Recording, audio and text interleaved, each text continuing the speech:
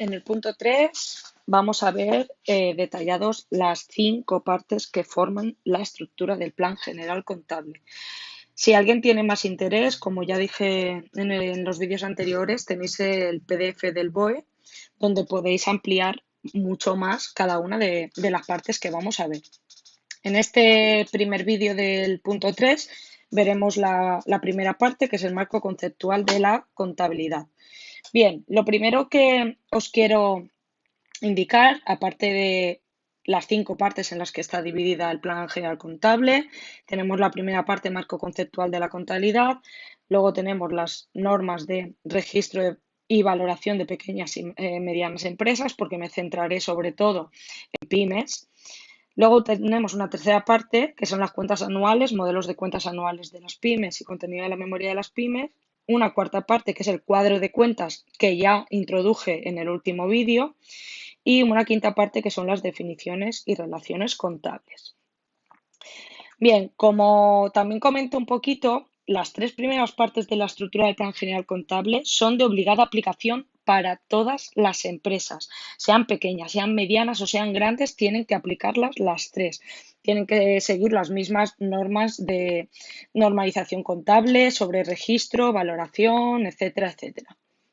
Y las últimas 2 partes, el cuadro de cuenta y la quinta parte, las definiciones, es aplicación voluntaria. Como iremos viendo o vais a ir viendo durante vuestro estudio del ciclo, el cuadro de cuentas que yo os he subido es bastante resumido, pero se pueden ir incluyendo cuentas dentro de los elementos patrimoniales siempre que se consideren correctamente, sea un activo, sea un pasivo o sea un elemento de patrimonio del patrimonio neto.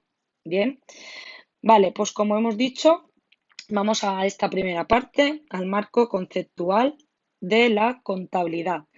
Bien, en esta primera parte lo que se representa o lo que se describe es un conjunto de todos los requisitos, todos los principios contables, todos los criterios que debemos utilizar para captar, medir y representar la económico-financiera situación de la empresa.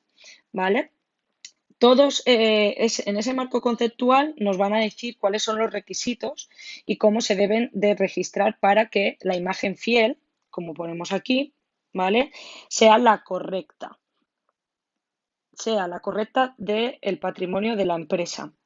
Y además de la imagen fiel, también vamos a tener que decir o representar correctamente la situación económica y financiera y sobre todo los resultados finales de un ejercicio de la empresa. Esto es lo que adelantábamos con las cuentas anuales, ya que deben ser claras, deben expresar esa imagen fiel, deben ser comparables, pero es muy importante que la contabilidad que vamos a ir registrando de nuestra empresa refleje todo esto, la imagen fiel del patrimonio de la empresa, su situación económica y financiera, que es el que va a dar lugar a los resultados finales de beneficio o pérdida de la empresa en un ejercicio económico concreto. Bien, aquí yo os he incluido en la primera parte del marco conceptual de la contabilidad cuáles son las partes en las que se divide. Esto no lo tenéis que estudiar, ¿vale? O sea, esto es un poco para ir introduciéndoos, pero que podéis verlo completamente vosotros en el PDF del BOE. ¿Vale? En ese PDF del BOE podéis verlo si tenéis más interés de cómo se dividen las partes, pero esto no voy a preguntarlo porque en los apuntes en sí no está. No voy a haceros ninguna pregunta, ¿vale? Vosotros tenéis que saber para qué sirve ese marco conceptual de la contabilidad, qué es lo que representa. Pero me parecía interesante que supierais que dentro de ese marco conceptual de la contabilidad pues habían 7 partes. En una primera parte se explican las cuentas anuales, qué es lo que es la imagen fiel. Luego en el segundo tenemos requisitos de la información a incluir en las cuentas anuales, es decir, cómo tenemos que hacer esas cuentas anuales. Se piden unos requisitos de cómo tienen que tener una estructura. Los principios contables, que lo vamos a ver además en esta unidad al final.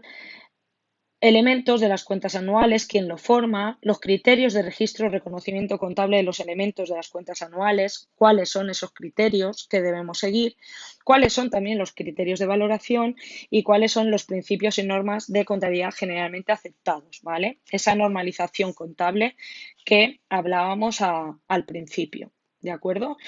O sea que no tenéis que estudiarlo, no tenéis que saber esas 7 partes, simplemente me parecía interesante que lo supierais. Vosotros solo quedaros con esto, con lo que es y con qué fin eh, necesitamos ese conjunto de requisitos y principios contables que nos explican en el marco conceptual, que es sobre todo para esa representación correcta de la situación económico-financiera de la empresa.